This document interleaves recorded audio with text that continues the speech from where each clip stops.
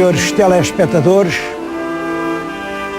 eu hoje tenho um triste dia. Estou a aproveitar uma pequena abertura do sol num dia de chuva. E é um triste dia para um triste rei. Vou-lhes falar do reinado do rei Dom Afonso V. Foi o 12º rei de Portugal. Bom, até há quem diga que não é 12, é 13, porque contam a rainha Dona Beatriz, que eu acho que se não deve contar. Portanto, começando em Dom Afonso Henriques, conta 12 e é o Dom Afonso V. Dom Afonso V foi rei durante muito tempo. Foi um dos homens que mais tempo teve o título de rei de Portugal. E apesar disso, também foi um dos que menos reinou. Eu acho, a bem dizer, ele nunca foi rei. Não era capaz. Para reinar é preciso mandar. É preciso uma certa capacidade de pegar o destino nas nossas mãos e conduzi-lo. E ele, que era um bom homem, cheio de ideais, cheio de ilusões, não tinha mãos para agarrar na roda do destino. Por isso, foi um rei profundamente infeliz. Talvez nos reis de Portugal, de todos eles, nenhum tenha tido um reinado tão triste, tão doloroso, como o rei Dom Afonso V, que passou à história com o cognome de o Africano. Estou-lhes a falar num cenário, já viram que o cenário é muito bonito, estou-lhes a falar num claustro ainda gótico, é o claustro do convento de Santo António de Varatojo, aqui muito perto de Torres Vedras. Isto fica a meia hora de Lisboa. Agora até é moda os casais de noivos virem casar-se aqui, porque realmente é um sítio lindíssimo. Bom, este claustro, este convento, esta igreja foi mandada fazer em 1474, foi inaugurada exatamente em 1474 pelo rei Dom Afonso V.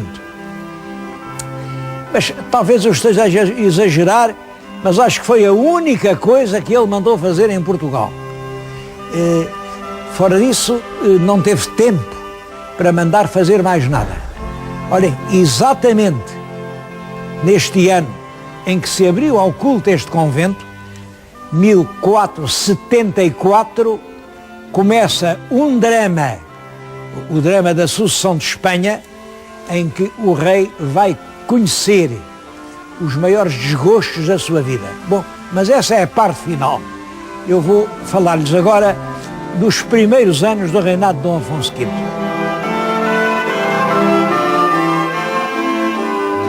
Ele era filho do rei Dom Duarte, o tal rei do Leal Conselheiro, e da rainha Dona Leonor de Aragão. Ele nasceu em 1432. Estava a acabar o reinado do grande Dom João I, boa memória. Filho de Dom João I, Dom Duarte, é rei em 33. Portanto, este menino é criado como filho do rei, mas Dom Duarte reinou só 5 anos, porque morreu de peste. E, portanto, o Dom Afonso V é aclamado rei. Em Tomar, onde o pai morreu, em 1438. Tem 6 anos. Como é que um menino de 6 anos pode ser rei de Portugal? Claro que não pode. Um menino de 6 anos é um menino de 6 anos. Bom, portanto, é preciso uma regência. E o rei Dom Duarte, ao morrer, teve perfeitamente consciência disso. Fez um testamento dizendo que, durante a menoridade daquele filho, até que ele atingisse os 14 anos, porque nessa altura entendia-se, aos 14 anos já se podia reinar, durante a menoridade, a regência ficaria à rainha viúva, à rainha Dona Leonor. Bom, logo o rei abre-se o testamento, simplesmente. Há quem não concorde, sobretudo o infante Dom Pedro. O infante Dom Pedro era irmão do rei, era um homem de grandes qualidades e sempre esperou que diabo ter Sim, então morre o rei e agora fica a cunhada, uma princesa aragonesa que mal falava o português, a reinar em Portugal. Não pode ser. E Dom Pedro, apoiado nas classes do povo e sobretudo na Câmara de Lisboa, foi a Câmara de Lisboa que reuniu e disse: não pode ser, não queremos essa regente. Quem tem que ficar a reger como regente do reino de Portugal enquanto o rei não for adulto, tem que ser o infante Dom Pedro.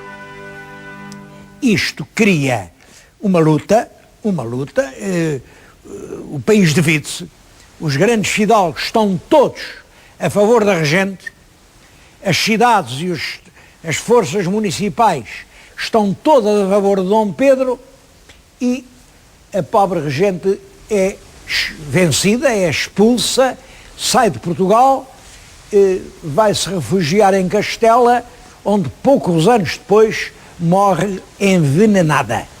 Não há dúvida nenhuma de que foi envenenada. Não se sabe quem envenenou. É claro que em Portugal dizia-se, foi o Dom Pedro. Mas também havia quem dissesse, não foi o Dom Pedro, foram coisas lá da política castelhana. Sei que o nosso Dom Afonso V, aos 6 anos é rei, mas o que ele assiste é lutas ferozes pela regência. É quando ele tem 10 anos, vê a mãe morrer envenenada e entretanto, quem governa em Portugal é o tio. A regência de Dom Pedro dura 10 anos. Começa em 1439 e termina em 1449.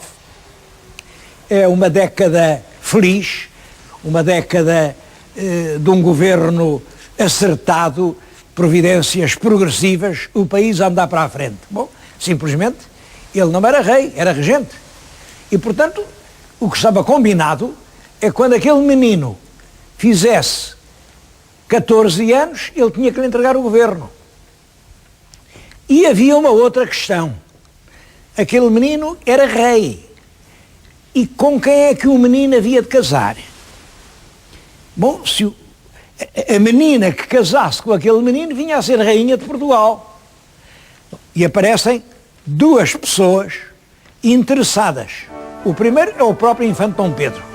O infante Dom Pedro tem uma filha, bom, mas outro interessado é o Conde de Barcelos. Veio a ser mais tarde o Duque de Bragança.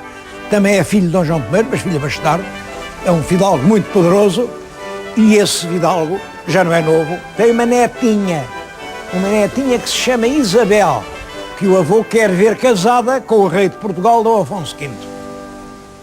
Não casou porque o Dom Pedro antecipou-se e conseguiu o compromisso da rainha, mas devo dizer que a Dona Isabel vem a casar realmente com o rei, Dom João II de Castela. De qualquer maneira, isso criou logo entre o Conde de Barcelos, que é a Casa de Bragança, e o regente Dom Pedro, um ódio profundo,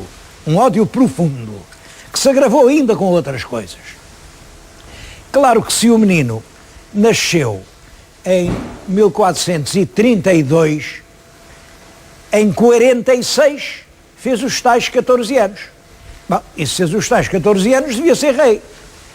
Mas aqui há uma comédia e veio o menino e diz, não, mas eu gosto muito do meu tio, eu peço-lhe, continua a ser regente, porque eu ainda estou muito novito, continua a ser regente. E o regente Dom Pedro não entrega o poder ao sobrinho. Continua de 46 até 48 e até mesmo 49 a dizer que ele é que é regente, ele é que manda. Entretanto, os grandes nobres fazem a cabeça ao rapazinho, que agora já tem 14, 15 anos, e dizem, então tu não vês, tu é que és o rei, então este homem está aqui a reinar, não, tens de pôr contra ele. E arranjam uma intriga pavorosa, uma intriga em que o infante Dom Pedro também não tem realmente a serenidade para resignar o poder. Sabem que o poder pega-se, o poder é como a grude. Uma pessoa que uma vez põe a mão no poder, custa muito a tirar a mão de lá. Só as pessoas superiores é que conseguem esquecer-se do que já foram. E realmente o infante Dom Pedro não teve essa superioridade. Não foi capaz de dizer, pronto, eu agora sou um particular, vou para a minha casa. Não, não. Continua a lutar, continua a querer defender-se e reúne todas as suas tropas, com um exército, e diz que vai dar explicações ao rei próprias, e o rei estava em Santarém. Todos os escritores dizem isso. Não, ele saiu de Coimbra para se explicar, justificar a Santarém. Ora bem, eu não percebo bem como é que ele indo de Coimbra para Santarém passou por Alfarrobeira. O senhor telespectador sabe onde é Alfarrobeira? Bom, 5 minutos depois de sair de Lisboa, passa aquelas portagens e está ali uma fábrica que é de cervejas. Então, Alfarrobeira é ali, quer dizer, ele estava às portas de Lisboa, a um dia de Lisboa e muito longe de Santarém. Ele vinha para Lisboa. E aí, o exército real ataca-o, mata-o e, portanto, o rei começa a exercer realmente o poder num ambiente de tragédia, porque a morte do infante Dom Pedro, que era um grande homem, sem dúvida nenhuma, emocionou o país e emocionou a Europa. O nosso reizinho é muito novo, ele não governa nada, quem manda é realmente o Conde de Barcelos, são os Braganças, é o Conde de Orém, o rei está na mão deles, faz condes, dá tudo, ele não tem força, deixa-se conduzir. Em 1453 acontece uma coisa que não tem nada a ver com Portugal, mas que é muito importante para todo o mundo. Os turcos entram em Constantinopla. Constantinopla era a capital do Império Romano do Oriente. Constantinopla era o baluarte da cristandade. Então os turcos avançam por Constantinopla e rompem pela Europa. Parece que a Europa cristã, que está prestes a ruir. O primeiro Papa, nessa altura, ele morre de desgosto, morre de aflição. O que se sucede, prega uma grande cruzada e diz: todos os reis cristãos, peguem nas suas armas, mobilizem os seus homens e vamos todos juntos, fazer uma nova cruzada e impedir os turcos de conquistar a Europa.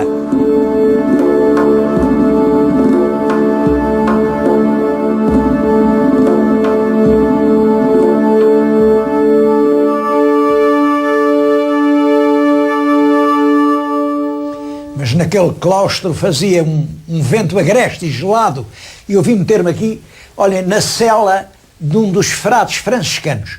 Como vê, uma sala muito pequenina, era aqui que eles viviam. E vim falar-lhes da tal cruzada. Devo-lhes dizer que fazer uma cruzada europeia em 1453 já não tinha sentido. As cruzadas foram no século XII e no século XIII, em que realmente o entusiasmo religioso era profundo e sincero em toda a Europa, mas em consequência das próprias cruzadas, reanimou-se o comércio, cresceram as cidades, as povoações burguesas solidificaram-se e no século XV cada um tratava dos seus interesses, dos seus negócios, tinham já nascido as nações com uma grande rivalidade umas com as outras, ao contrário do que acontecia no século XII, e portanto, quem é que agora ia mandar as suas tropas para a cruzada? Só o nosso pobre Dom Afonso V é que acreditam nisso. Manda mobilizar tropas, promete 12 mil homens encavalgados e bem armados, durante um ano a combater na Terra Santa, só que o rei antes da cruzada mandou ouvir o seu conselho. O rei não fazia nunca nada sem perguntar aos outros como é que devia fazer. E os outros disseram-lhe: acho muito bem, a cruzada está muito bem, mas o senhor espere que os outros vão. O senhor não seja o primeiro. Se for o primeiro, acha-se sozinho e, claro, como é que vai poder com todo o poder da Turquia? Deixe ir os outros reis, porque todos prometeram, claro. Já se sabia que todos prometiam e nenhum cumpria. E o nosso rei ficou à espera. É claro, ficou à espera. Ninguém foi à cruzada. E ele ficou com o exército, ficou com o dinheiro, ficou com uma armada. O que é que eu vou fazer? Reuniu outra vez conselho. Então vem esta ideia. Olha, se o senhor quer lutar contra os inimigos da cristandade, tem aqui os mouros. Vá a Marrocos. Vá a Marrocos. Como o senhor sabe, o seu pai, o rei Dom Duarte, quis conquistar Tanger e não conseguiu. E ainda hoje lá está os ossos do seu tio Fernando. Vá a Tanger, vá conquistar. Bom, e o rei organiza realmente uma expedição e faz a sua primeira expedição a Marrocos. É por isso que lhe chamam Dom Afonso V o africano. É que a partir da conquista da primeira cidade de Marrocos, que é uma pequeníssima cidade, Alcácer Seguer, é um portozinho cá embaixo, conquista Alcácer Seguer, e a partir daí a guerra de Marrocos é a obsessão completa do rei. Ele vai a Marrocos 3 ou 4 vezes, ele tenta conquistar Tanger, sofre desastres pavorosos numa das expedições, mataram-lhe mais de 300 portugueses, mas ele insiste, está dominado inteiramente pela ideia da guerra, é claro, e os fidalgos sempre consentes, porque, naturalmente, a nobreza só tem a ganhar com o serviço militar. Eles não sabem fazer outra coisa, só sabem fazer a guerra, portanto, convém um rei que faça a guerra. O povo protesta, porque, claro, para a guerra é preciso impostos, cada vez mais impostos. As cortes protestam em Lisboa, protestam na Guarda, mas o rei não quer saber. A guerra de Marrocos é a sua grande obsessão e chega a ter realmente uma conquista. Ele em 1471, já em 71, conquista a cidade de Erzila. Com a conquista de Erzila, Tanger ficou numa posição tão difícil que se entregou. Estão a dar as horas, isto é engraçado, no mais antigo relógio que deu horas em Portugal. Este relógio foi mandado instalar aqui pelo próprio rei Dom Afonso V. Havia lá no norte um frade relojoeiro que sabia fazer relógios, e era um relógio muito engenhoso, que dava as horas certas. Claro, hoje já tem o maquinismo naturalmente elétrico, naturalmente, mas é o primeiro relógio que funcionou no país. E eu a falar-lhes em Erzila. Pois conquista Erzila, conquista Tanger, que era um velho sonho, e o rei africano julga que essa conquista do norte da África o vai fazer entrar na história. Simplesmente, entretanto, acontece outra coisa com que ele não tinha contado.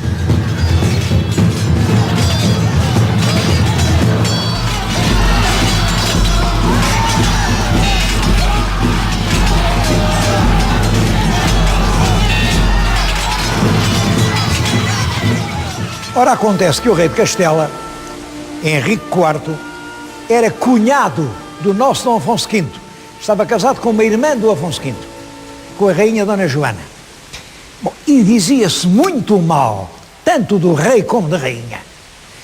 O rei, em novo, tinha tido uma juventude violenta, tinha cometido todos os excessos, e dizia-se que por causa disso já estava estragado, já não podia ter filhos. Até o nome que lhe davam lá em Espanha, que lhe deram depois, foi este ruído todo que estão a ouvir, é a invernia que passa aí fora, não estranha. O rei não podia ter filhos, por causa, a verdade é que teve uma filha, também chamada Joana. Bom, mas quem ele declarou princesa, isto é, herdeira do trono de Castela, foi uma irmã, Dona Isabel. Depois zangou-se com a irmã, porque a irmã casou com o rei do Aragão, Fernando, e disse, não, afinal, quem agora é herdeira é a minha filha Joana. Bom, e os fidalgos ligados à Dona Isabel a dizer, mas esta não é filha dele nem nada, porque ele tinha lá um ministro, um homem que fazia tudo por ele, um Dom Beltrão de la Cueva. O Dom Beltrão governa tudo, até governa a rainha, portanto a pequena é a filha, é do Dom Beltrão, não é do rei. Chamava-lhe a Beltraneja, a pequena, coitadinha. O rei chegou a dizer que realmente não é a minha filha, mas depois voltou a dizer, sim senhor, é a minha filha. O rei, coitado, não tinha qualidades nenhumas, era uma pobre criatura. Até que o rei morre e deixa no testamento o seguinte: Dona Joana é realmente a minha filha, é herdeira do trono de Castela e peço-lhe que case com o seu tio, o rei de Portugal, que é para o rei de Portugal amparar contra as pessoas que certamente hão de discutir ela ser rainha de Castela. Claro, as pessoas eram a rainha Isabel de Castela. O nosso rei manda reunir cortes, aconselham abertamente a aceitar. De Castela, os grandes, os nobres, dizem ao nosso rei: estamos consigo, a rainha legítima é Dona Joana, e é fiado nesse apoio que o nosso rei, junto ao exército, em Arronches, isto em 1475, e entra poderosamente em Castela. Passa pelas cidades, chega a Toro, mas em Toro, em 1476, é vencido pelas tropas, que era a maioria da Espanha, das tropas obedientes ao Fernando Católico e à Rainha Isabel de Castela. Há uma derrota, o nosso rei volta a Portugal, volta casado com a sobrinha, ele casou com a sobrinha. Daqui teve uma ideia: quem me vai ajudar é o rei de França. O rei de França é meu amigo, era o Luís XI, imaginem aquela raposa do Luís XI. E ele sai de Portugal, vai à França, demora-se lá mais de um ano, o rei de França engana-o, diz-lhe: eu ajudava de boa vontade. O pior é que eu ando em guerra, olha, ando em guerra aqui com o seu parente, com o Carlos o Temerário, que é Duque da Borgonha. As minhas tropas todas são para fazer guerra ao Duque da Borgonha.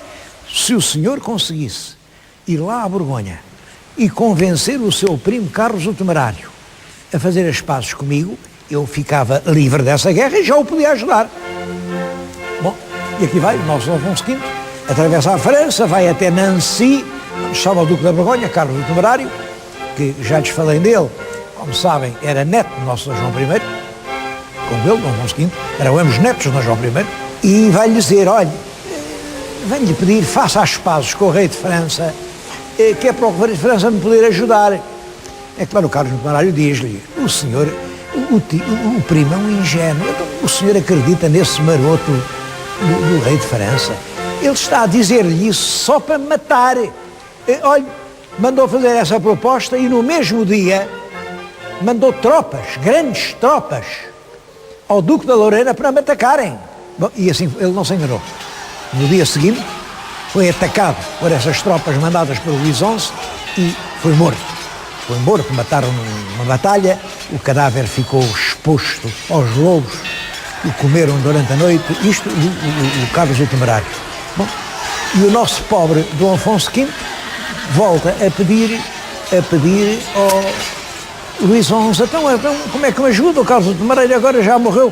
Pois, mas agora arranjou ali uma série de demoras que o nosso pobre rei, desanimado, descursoado, resolve fugir do mundo e ir se esconder em Jerusalém. Bom, e manda uma carta para Portugal a dizer ao filho, Dom João II: olha, assume tu o trono porque eu não quero mais ser rei, fica lá tu rei. Desapareceu, mas só desapareceu 2 dias. Isto para mim é um dos mistérios da nossa história. Ele só esteve fugido 2 dias, porque, é claro, o rei de França mandou logo cavaleiros que o apanharam. 2 dias depois, apesar disso, houve portugueses que correram a Portugal, deram notícia ao filho, ao Dom João II. O Dom João II faz-se aclamar rei em Santarém. É claro, foi rei por poucos dias, porque, entretanto, o Dom Afonso V, lá em França, embarcaram-no à força, puseram-no em Portugal, ele chegou ali a Cascais, depois vem desembarcar em Paço de Arcos, o Dom João II entrega-lhe outra vez o poder, mas a partir daí ele já não pôde mais nada. Meteu-se aqui neste convento, há aqui em cima, olha, exatamente em cima deste sítio, um quartinho muito modesto, onde ele dormia. Quem governava tudo era o filho, e ele acabou por morrer em 1481, desanimado, cheio de lágrimas, triste por não o deixarem viver com aquela linda jovem com a qual ele tinha casado, a quem a história chama a Beltraneja. O emblema que adotou está ali naquela pedra. É uma roda de uma azanha que está a esparzir pingos d'água. Os pingos d'água são lágrimas.